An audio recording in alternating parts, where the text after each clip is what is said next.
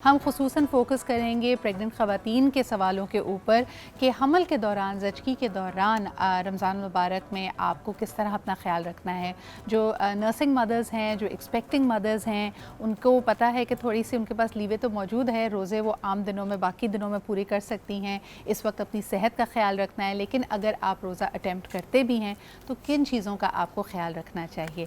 और इस हवाले से गुफ्तगू करने के लिए हमारे साथ मौजूद हैं डॉक्टर अदीला ताहिर, आप गायनेकोलॉजिस्ट हैं। बहुत शुक्रिया अदीला जी मौजूद होने के लिए।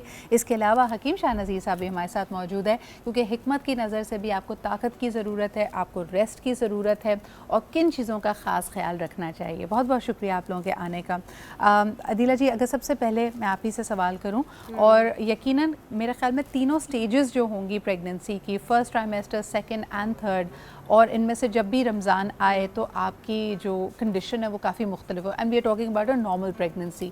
सो if we may start with the first trimester, अगर आपका पहला ट्राइमेस्टर है, तबीयत अभी आपकी संभली नहीं है, हार्मोनल चेंजेस बड़े नए हैं, तो रमज़ान में क्या ख्याल रखना चाहिए? देखिए, अगर फर्स्ट ट्राइमेस्टर आपका है और अनइवेंटफुल गुजर रहा है, आपको उतना ज़्यादा नोज़िया वॉमिटिंग नहीं है, तो रोज़ा रखने में कोई प्रॉब्लम नहीं है, ठीक, यू कैन फास्ट। लेकिन अगर पेशेंट जो है वो, क्योंकि जो नॉर्मल 90% जो प्रेगनेंसीज होती है उसमें बहुत नोज़िया होता है, वॉमिटिंग होती है, और जैसे आजकल का मौसम है, इट इज़ वेरी हॉट, तो इसमें डिहाइड्रेशन होने के बहुत चांसेस होते हैं। सही। और एक रमज़ान के अलावा भी अगर हम डिहाइड्रेशन की बात करें तो a pregnant women is 3 times more to dehydration than a normal women. अगर हीट स्ट्रोक की बात करें, क्योंकि आजकल जो हीट वेव चल रही है, that is very bad for a pregnant patient. अगर वो रोज़ा रख रही है और रोज़े के बाद ये नहीं देख रही कि, देखिए, जो जो जो हमारा कॉन्सेप्ट है, मिथ है ना, कि सहरी के टाइम पे 4 ग्लास पी के ऊँट की तरह सो जाओ, तो this is not a correct तरीका। बिल्कुल सही। आपको क्या करना है, जिस वक्त आपने इफ्तार ब्रेक कर लिया है, फास्ट ब्रेक कर लिया, उसके बाद आपको हाइड्रेटेड रहना है। मतलब उस जो आपने पूरे दिन में पानी नहीं पिया, वो 12 ग्लास आपको उस पूरे टाइम में पीना है। सिर्फ चार ग्लास एक साथ पीने से आपको क्या होगा, आपकी नींद डिस्टर्ब होगी, आपको फ्रीक्वेंट यूरिनेशन होगी और आप डिस्टर्ब हो जाओगे। बिल्कुल सही। और जिस तरह हम कहते हैं ना कि देखें, माँ के कदमों तले जन्नत होती है, तो ये जन्नत को कमाने के लिए आप बहुत कुर्बानियाँ देते हैं। अल्लाह ताला इतनी इस्तकामत दे, आपकी तबीयत संभले। आप बेशक पहले ट्राइमेस्टर में अगर रोज़े रख रहे हैं, तो हकीम साहब मुझे बताएं कि किन चीज़ों का, ग़िज़ाइयत का हमें ख़ास ख्याल रखना चाहिए। एक तो हाइड्रेशन की बात डॉक्टर अदीला ने की, लेकिन अगर कोई ख़ातून हमल से हैं और वो रोज़ा रखना अटैम्प्ट कर रही हैं, तो आप सहरी और इफ्तार में उनको क्या रिकमेंड करेंगे कि वो ज़रूर खाएँ? देखिए, हर चीज़ खा सकती है, जो अल्लाह देता है खाएं। सिर्फ एहतियात करनी है, बैंगन का इस्तेमाल ज़्यादा नहीं करना है। बैंगन गर्म होती है बहुत ज़्यादा। एक दूसरा, शुरू के जो 3 महीने होते हैं उसमें नोज़िया, बुखार, सर दर्द और सुस्ती काहली, आयरन की कमी, निढाल हो जाना, ये सारी चीज़ें जन्म लेती हैं। तो ऐसी सूरत में आपने 4 दाने आलू बुखारा और 1 चाय वाला चम्मच सौंफ 1 गिलास पानी में भिगो दें और सहरी के टाइम पे पी लें वो छान के। इससे एक तो पूरा दिन अच्छा गुजरेगा, निढाल नहीं होंगी, नोज़िया फील नहीं होगा, घबराहट फील नहीं होगी।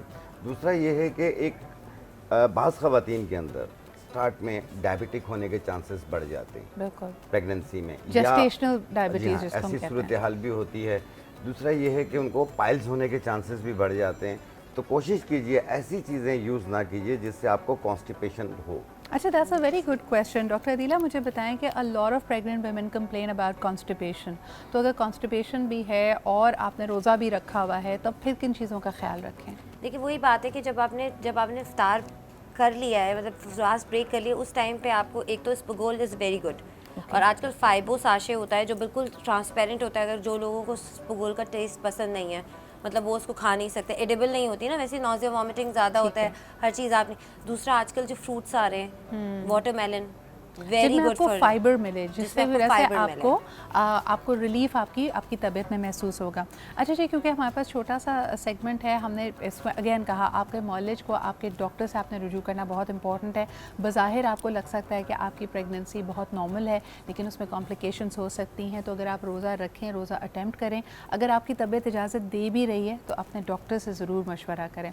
सेकेंड जी, जो सवाल है कि right after having a baby, अगर आप एक नर्सिंग मदर हैं हैं या जिसको कहा जाता है कि पहले 40 दिन हैं जिसमें आप छिला भी आपने नहीं नहाया, उसके बाद अगर आप पाक साफ़ हो के तहारत के बाद अगर आप रोज़े रखती हैं तब भी आपको किन चीज़ों का ख्याल रखना चाहिए? Body is too weak at that time? उस वक्त वीक होने के अलावा डिमांड जो होती है ना न्यूट्रिशन की, वो डबल हो जाती है। अच्छा। क्योंकि जो बच्चा जो पेट में होता है दैट इज़ स्मॉल, और जब बाहर आता है तो इट इज़ बिग। अब वो 3 kg का तो एटलीस्ट जो नॉर्मल वेट होता है दैट इज़ 2.5 to 3 kg, वो एक बड़ा होता है, तो ऑब्वियसली इसकी डिमांड इंक्रीज़ हो जाती है।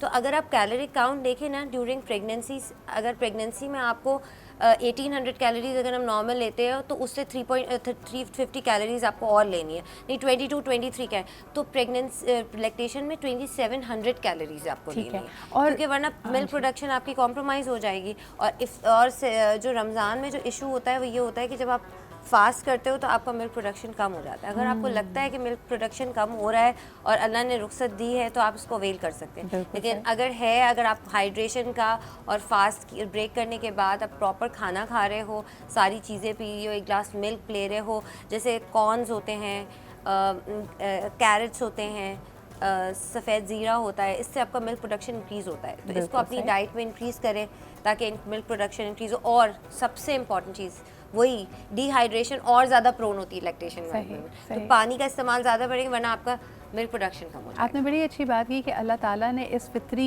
अमल को देखते हुए जब आपको रुख्सत दी है तो आप उसको अवेल करें आम दिनों में या इस मरहले के बाद आप अपने रोज़ों की गिनती वैसे पूरी आजकल कर सकते हैं। अगर आपने सुना होगा तो हदीसों से ये साबित है कि अयाम बैत के रोज़े रखना बहुत अफजल है। तो मैं पेशेंट्स को यही बोलती हूँ कि अगर आपके रोज़े छूट रहे हैं तो आप ये नहीं सोचें कि आपको एक साथ इतने सारे रखने हैं। आप 13, 14, 15 ऑफ एवरी मंथ को टारगेट कर लें, इट्स अ सुन्नत। आप उससे हर महीने जब 3 रोज़े रखेंगे तो जब नेक्स्ट रमज़ान आएगी तो आपके सारे रोज़े कंप्लीट हो जाएंगे। दिस इज़ ब्यूटीफुली पुट, बहुत शुक्रिया for that wonderful tip over there. अयामुल बहस कहा जाता है जब चांद की जो बढ़ती हुई तारीखें होती हैं 13, 14 और 15, और जैसा कि आपने भी फरमाया कि हदीस मुबारक और सुन्नत नबी है कि इन 3 अय्याम पे हुजूर अकरम सल्लल्लाहु अलैहि वसल्लम रोज़ा ज़रूर रखा करते थे। अच्छा जी, शाह साहब मुझे बताएं कि यंग मदर्स जिनके बच्चे छोटे हैं, न्यूट्रिशनल नीड्स को आप बिल्कुल ख्याल ही रखते हैं, नर्सिंग मदर हो या ना हो, लेकिन बच्चों के पीछे भागदौड़ इतनी है, उनको देखना वहलना है, क्या रेकमेंड करेंगे डाइट में जो उनको ग़िज़ाइयत दे, ताकत दे, एनर्जी दे? सीधा इसमें यह है कि हीमोग्लोबिन को भी आप मद्देनज़र रखिए। बाज़ ख़वातीन का, बहुत ज़्यादा बल्कि ख़वातीन का हीमोग्लोबिन बहुत ज़्यादा कम हो जाता है और इसकी वजह से भी कमज़ोरी फील होती है। तो आपने एक चुकंदर ले लें, उसको साफ़ कर लें और उसको कद्दूकश कर लें, 1 कप दही में डाल के इफ्तारी के बाद खा लिया करें, वो रायता सा बन जाएगा।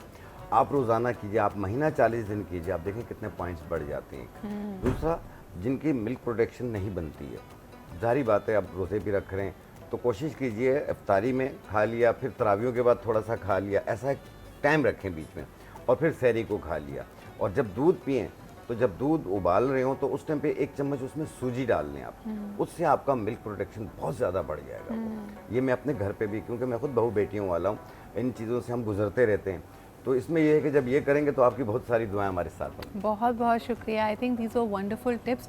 एक आखिरी सवाल डॉक्टर अदीला, मुझे बताएं, फटीग की बहुत कंप्लेन कर रहे होते हैं और अगर आप ब्लड वर्क्स कराती हैं तो हीमोग्लोबिन भी नॉर्मल है, लेकिन जब हार्मोन्स रीएडजस्ट हो रहे होते हैं पोस्ट प्रेगनेंसी तो बहुत सारी ख़वातीन रेस्टलेसनेस का, फटीग का, और जाहिर सी बात है ज़िम्मेदारी भी है बच्चे की तो उसकी कंप्लेन करी होगी, तब आप उनको क्या मशवरा देती हैं? मैं उनको रीअश्योर ही करती हूँ क्योंकि उस वक्त रीअश्योरेंस की सबसे ज़्यादा ज़रूरत होती है। पेशेंट जो होता है ना, सबसे आपको अगर आपने थोड़ा सा स्टडी किया होगा तो पोस्टपार्टम ब्लूज़ होते हैं। 75% पेशेंट्स जो है पोस्टपार्टम ब्लूज़ उसको होते ही हैं फर्स्ट 10 डेज़ ऑफ प्रेगनेंसी में। तो उसमें आपको रीअश्योर करना होता है कि देखिए ये जो चीज़ है आहिस्ता आहिस्ता आपकी बॉडी भी एक्सेप्ट करेगी, आपको खाते रहना है, आपको हर 2 घंटे के बाद खाना है, आपको लार्ज मील्स नहीं रहने। लार्ज मील्स भी फटीग कॉज करती है, तो आपने अगर आप थोड़ा थोड़ा मील लेंगे और एक्सरसाइज, सबको लगता है कि एक्सरसाइज करनी ही नहीं है, exercise is very very important. 15 days के बाद अगर आप सी सेक्शन की भी बात करें तो आप नॉर्मल वॉक कर सकते हैं, 15 मिनट वॉक करें। अगर आप बहुत ज़्यादा, ऑब्वियसली एब्डोमिनल एक्सरसाइजेज मना होती हैं फर्स्ट 6 वीक्स ऑफ प्रेगनेंसी, लेकिन 6 वीक्स के बाद आप एब्डोमिनल एक्सरसाइजेज भी कर सकते हैं। तो एक्सरसाइज करेंगे, पानी ज़्यादा पिएंगे, हर 2-2 घंटे से पोर्शन मील लेंगे और पराठे नहीं खाने। आपने प्रोटीन लेना है। हाँ, तो ये बात प्रोटीन सही जो है वो एनर्जी प्रोवाइड और करता है। वो भी जो आपके कॉम्प्लेक्स कार्ब्स नहीं होते, लोग हाँ। रिफाइंड कार्ब्स खा रहे होते हैं, हाँ, वो भी पराठे complex में, carbs घी खा रहे में, हैं। वो आपका बेड़ा गर्क कर देते हैं और आपके लिए बिल्कुल भी अच्छे और नहीं कॉम्प्लेक्स कार्ब्स जैसे ब्राउन ब्रेड की अगर बात करें या ब्राउन होल मीट, आजकल तो होल मीट पास्ता भी आ रहा जी। है, स्पेगेटी, आजकल तो कितना ज्यादा लोग ऑप्शंस कॉन्शियस हो हैं गए हैं, आपके पास। options अगर बहुत हो गए हैं। आप ग्लूटेन नहीं आपको सूट करता, ग्लूटेन फ्री भी आ रहा है। हाँ, जी। तो वो चीज़ें आप यूज़ करेंगे, उससे मिल्क प्रोडक्शन भी इम्प्रूव होगा, फटीग इम्प्रूव होता है। Absolutely. लोग बहुत ज़्यादा क्या कहते हैं, ओवर ईट करते हैं, वो सूजियाँ मतलब बहुत ज़्यादा जो है वो देसी घी डाल के और खाना खाते हैं, तो फिर उससे फटीग होता है, वो नहीं हाँ। लेना चाहिए आपको। अच्छा, ये अगर आपकी जनरली डाइट इतनी रिच नहीं है, हकीम साहब इन्होंने बिल्कुल सही कहा, तो तब आप अगर कुछ एक्स्ट्रा कर रहे हो, जैसे पंजीरी हमारे यहाँ बड़ी मशहूर है कि जी आपकी हड्डियों के लिए उसमें 4 मगज़ भी होते हैं, गोंद भी होती है।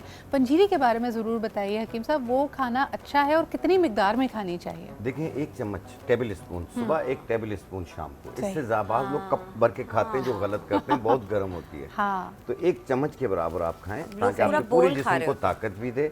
एक चीज़ और भी याद रखिएगा, बाज़ बेबीज़ जो हैं वो डिलीवरी जो है वो सर्जरी से हो जाती है, जिसकी वजह से एपिड्यूरल का इंजेक्शन लगता है कमर पे। बाज़ लोगों को उसका पेन जो है वो कई सालों तक नहीं जा रहा होता। सही। एक और डिलीवरी के बाद आम तौर पे भी कमर में, कंधों में, टांगों में, घुटनों में, सब में दर्द महसूस होता है। तो आपने लेना है सिंघाड़ा 100 ग्राम, कमर का 100 ग्राम, इनको मिला के बारीक पाउडर बना लें। 1 चाय वाली चम्मच सुबह, 1 चाय वाली चम्मच शाम, 1 कप दूध के साथ लें। आप देखिएगा, एक जिस तरीके से सुस्ती काहिली है वो भी दूर हो जाएगी, चिड़चिड़ापन, गुस्सा, जल्दी नाराज़ हो जाना, छोटी छोटी बात अपने ऊपर हैवी कर देना, ये भी चीज़ दूर हो जाएगी और साथ में एक्टिव भी हो जाएगी। अच्छा, पहले ज़माने में हम देखते हैं कि जो घर की बुज़ुर्ग ख़वातीन होती थीं या दाइयाँ होती थीं, वो बाकायदा पोस्ट प्रेगनेंसी ख़वातीन की बड़ी उनका लुक आफ्टर होता था, उनकी मसाजेस होती थी, उनका डाइट स्पेशल होता था। ये सब इम्पोर्टेंट है दिला जी? हाँ, बहुत ज़्यादा इम्पोर्टेंट है। Same like मसाज physiotherapy होती है। Massage is just like a physiotherapy ना। हाँ। तो जो आपकी अक्सर ये होता है कि नॉर्मल डिलीवरी में आपने बहुत पुश किया, आपका लेग्स कहते हैं मसल्स पुल हो जैसे गए। दाइयाँ कहती हैं वो जगह पे लानी होते हैं हाँ। तमाम आपके जोड़, वो पता नहीं कितना सही है कितना गलत, but this is definitely therapeutic. बहुत शुक्रिया जी, हकीम शाहनज़ीर साहब हमारे साथ मौजूद है, डॉक्टर दिला हमारे साथ थी।